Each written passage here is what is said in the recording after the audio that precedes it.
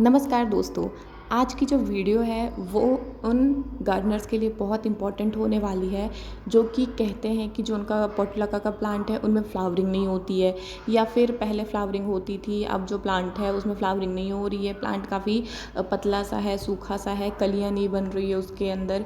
वो क्या होता है, पोर्टुलाका प्लांट एक लो मेंटेनेंस प्लांट होता है, बहुत ही कम जगह में, कम खाद पानी में बहुत ही अच्छे से सर्वाइव करता है। सकुलेंट फैमिली से बिलोंग करता है और बहुत ही अच्छे इसमें जो है फ्लावरिंग होती है।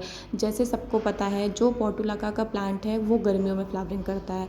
तो अगर आपके यहाँ फ्लावरिंग नहीं हो रही है इसमें गर्मियों के टाइम पे भी, तो इसमें हमें क्या करना है, कौन सी खाद देनी है, कौन सी केयर करनी है जो इसमें ऐसे कुछ भर भर के फ्लावरिंग हो आपके गार्डन में। सो उसी के ऊपर आज मैं वीडियो जो है लाई हूँ और आपको बताने वाली हूँ कैसे भर भर के बड़े बड़े साइज़ में फ्लावर हम कैसे ले सकते हैं।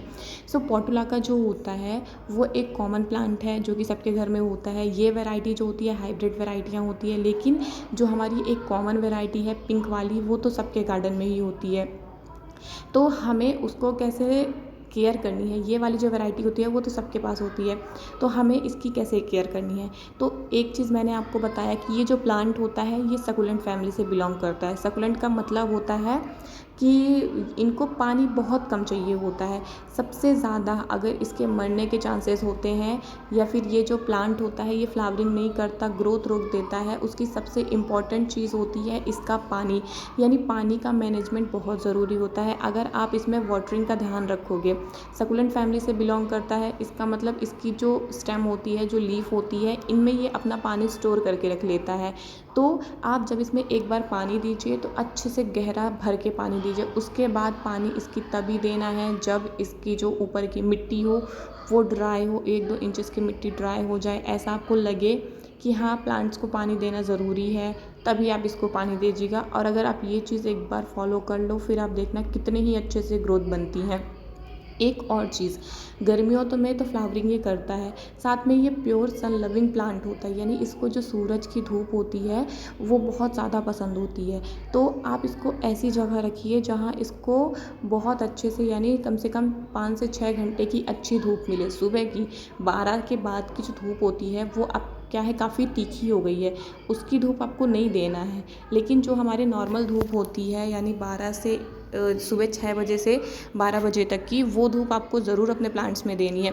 ऐसा नहीं है कि प्रॉपर आप इसको शेड में रख दो। अगर आप प्रॉपर शेड में रख दोगे तो प्लांट आपका लीफी ग्रोथ करेगा, लेकिन आपको उसमें कलियाँ या फिर फ्लावरिंग नहीं मिलेगी। अगर फ्लावरिंग चाहिए तो इसको धूप दिखाना बहुत ज़रूरी है, धूप देना बहुत ज़रूरी है। धूप के कारण ही इसमें जो है प्लांट्स में कलियाँ या फ्लावर बनेंगे। और सबसे अच्छी चीज़ पोर्टुलाका जो होता है, इनकी मतलब एक छोटी सी अगर आप स्टेम लगाओगे ना उसमें भी ये लग जाएगा और बहुत ही आसानी से चलता है। यानी छोटी सी स्टेम लगाओगे तो वो उसमें बहुत ही अच्छे से चलेगा, खिलेगा। आप जितने भी पोर्टुलाका यहाँ पे देख रहे हो ये देसी वाले, इनको मैंने कटिंग से ही लगाया है और देख सकते हैं कितने अच्छे से जो है इनमें ग्रोथ हो रही है। और ये जो हाइब्रिड वाले देख रहे हैं इनको मैं नर्सरी से लेके आई हूँ, 30-30 रुपये में मुझे पड़े हैं। मैंने जब इनको रिपोर्ट किया था तब वो वीडियोज़ भी आपके साथ शेयर की थी। इसमें भी जब से मैं लगाई हूँ तब से एकदम भर भर के फ्लावरिंग हो रही है। क्यों? क्योंकि इसकी मिट्टी मैंने बहुत अच्छी बनाई है, पानी का मैं ध्यान रखती हूँ और प्लांट जो है अच्छे से धूप में रखे हुए हैं जिससे इनकी ग्रोथ जो होती है इंक्रीज़ होती है। एक और चीज़, अगर आपके प्लांट में फ्लावरिंग हो रही है, पहले हो रही थी अब नहीं हो रही, उसकी एक चीज़ हो सकती है कि ये जो फ्लावर होते हैं आप उनको नहीं हटाते हो। यानी जब फ्लावर खिलने के बाद सूख जाते हैं तो उनकी ये जो ऊपर की टिप होती है आपको इनको हटाना बहुत ज़रूरी होता है। क्या होता है, अगर आप इनको नहीं हटाओगे तो यहाँ से ये बीज बनना स्टार्ट कर देते हैं। यानी ये जो प्लांट होते हैं मैच्योर होने लगते हैं, बीज बनना स्टार्ट कर देते हैं और यहीं से जो फ्लावरिंग होती है वो हमारी कम होने लगती है या फिर कम होते होते धीरे धीरे ख़त्म हो जाती है। तो जितने ही सूखे हुए फ्लावर होते हैं आपको उनको ज़रूर हटा देना है, चाहे देसी वाले हों चाहे हाइब्रिड वाले। खासकर जो हाइब्रिड वाले होते हैं उनके सीड्स काफ़ी जल्दी बनते हैं, तो आपको उनको हटाते रहना है। आपको सीड्स लेने की कोई ज़रूरत नहीं है, आप उनकी कटिंग लगाओ, काफ़ी ईजिली सर्वाइव करता है और काफ़ी अच्छी फ्लावरिंग भी होती है।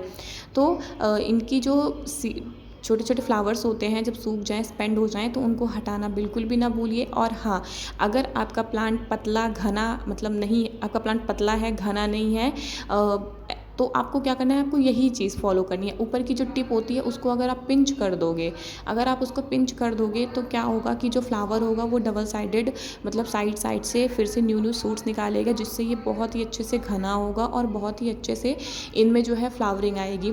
इन प्लांट्स को मैंने अभी रिपोर्ट किया है, अब जाके धीरे धीरे इनकी ग्रोथ स्टार्ट होगी। लेकिन ग्रोथ स्टार्ट करने से पहले ही इसने मुझे इतनी ज़्यादा फ्लावरिंग दी है कि मतलब सुबह सुबह अगर गार्डन में आओ तो मन खुश हो जाता है, इतनी हैवी फ्लावरिंग पाके प्लांट्स में। तो अगर आपने पोर्टुला का लगाया है तो इन सब चीज़ों का ज़रूर ध्यान दें कि जो स्पेंट फ्लावर है उनको ज़रूर हटाएं।